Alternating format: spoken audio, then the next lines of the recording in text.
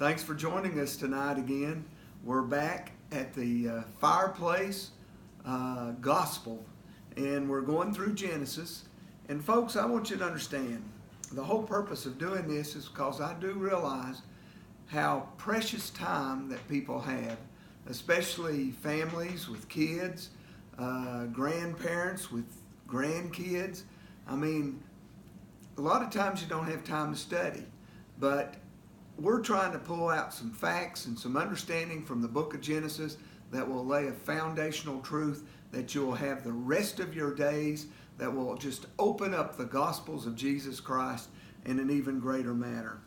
We've been talking about Adam and Eve, and now we're all the way up to the chapter 5, the generations of Adam to Noah. And this is that chapter 5, that people find so boring. Adam begot Seth, and Seth begot Enosh, and it goes all the way through 10 generations. But folks, when you really dig into that, there's some information that is important. These generations from Adam to Noah represents 10 generations, and 10 is a perfect number. It means perfection of divine order. Completeness, nothing wanting. The entire cycle from a mathematical standpoint is complete, and it's ready to start over again. So you can see from 10 generations from Adam to Noah, something's getting ready to happen. 10, it's the number of clauses in the Lord's Prayer when you look at it. It's the number of the 10 commandments. It's the 10 generations of Noah. And it also represents the tithes. And when God said that he wanted us to pay 10%, to offer up tithes, which we'll learn about later on, 10 being a perfect number, a complete number, nothing wanting. See, God doesn't want just 10% of you. He wants 100%. He doesn't want just 10% of the increase of your life. He wants it all. But when people are willing to give the 10%, to God's eyes, that's equivalent to 100%, because 10 represents completeness and nothing wanting. And us giving our 10% into the work of the kingdom of God represents as if we gave 100% with nothing lacking, nothing wanting. 10 plagues of Egypt. Something happened. What about the 10 virgins that Jesus talked about in the Bible, waiting for the bridegroom? So 10 is a significant number in its divine order and completion. Now when you look at through these 10 generations, there's one or two of them that stand out.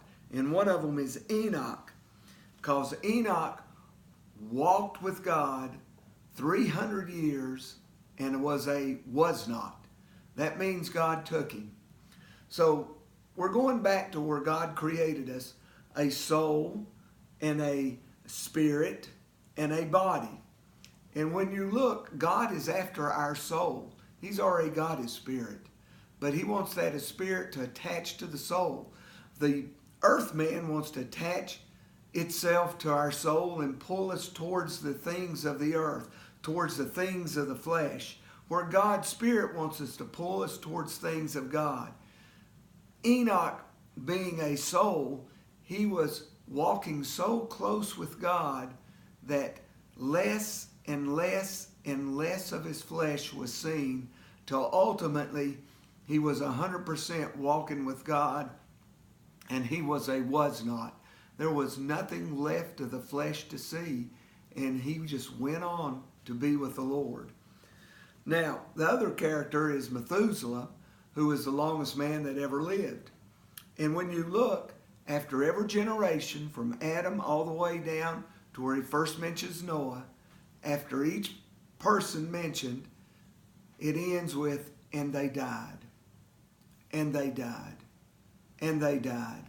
All these generations that lived hundreds of years, Methuselah lived 969 years, they ultimately died. And folks, if time stands, every one of us is ultimately going to pass away. I think about Cain, who slew Abel, and Cain built great cities and all the works that they did. But you know, he died. And when the flood came, every one of his cities, everything that he worked for, everything that he put all of his energy in on the things of this earth and nothing in the kingdom of heaven, all of it was for naught because it all came to an end. Folks, in our lives, if we spend all of our lives trying to build up earthly kingdoms, it's all going to come to end. But we should lay up treasures in heaven where there is no moth and rust won't corrupt it, and where God stores those things for us. So, now, when you look at the 10 generations, Noah being the 10th generation, there were only 3 generations from Adam that weren't living still. Adam had died, Seth had died, and Enoch was taken by God. The other 6 generations, or the other 6 people that are in that generational line, were still alive. And Noah could have talked to them, communicated with them. And so perhaps that's how he learned about all the things of God and how God's generation just kept on coming all the way down to Noah. The last fact that's kind of interesting is Noah was the first one born after Adam died. And Adam was the one that sinned. And I find it interesting that here God's getting ready to do something new in Noah's time. Adam was gone, and there's something about to happen.